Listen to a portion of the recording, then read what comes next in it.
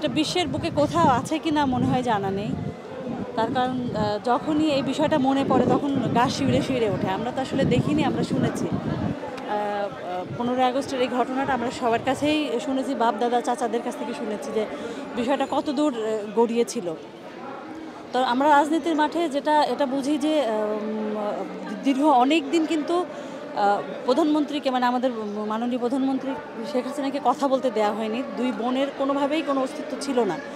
পরে আস্তে আস্তে তিলে তিলে তাকেও মারার চেষ্টা করা হয়েছিল। আপনারা জানেন 21শে গ্রেনেড হামলায় তাকেও মারতে চেয়েছিল, অসংখ্যবার মারতে চেয়েছিল। তো যেভাবেই হোক উনি বেঁচে যান, আল্লাহর অশেষ রহমত বা দেশের মানুষের দোয়ায় বেঁচে যান। বেঁচে যেয়ে আস্তে আস্তে উনি এর প্রতিকার করেছেন।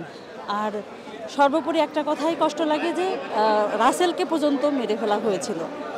আমরা এই শোকটা আসলে নিতে পারি না যে বঙ্গবন্ধু শত্রু ছিলেন, ভালো কথা, তার ছেলে শত্রু ছিলেন, ভালো কথা, পরিবার সবাই ছিল, কিন্তু রাসেলকে তো বাঁচিয়ে রাখা যেত, একটা মাসুম বাচ্চা।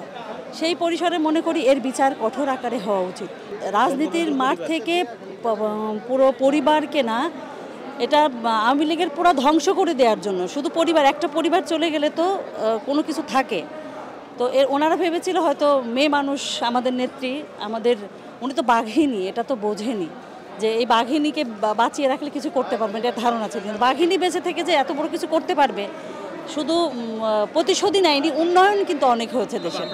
সংবাদ, ফিচার ও অনুষ্ঠানের জন্য ভিজিট করুন সংবাদ প্রকাশের ওয়েবসাইট এবং যুক্ত থাকুন ফেসবুক পেজ ও ইউটিউব চ্যানেলের সঙ্গে।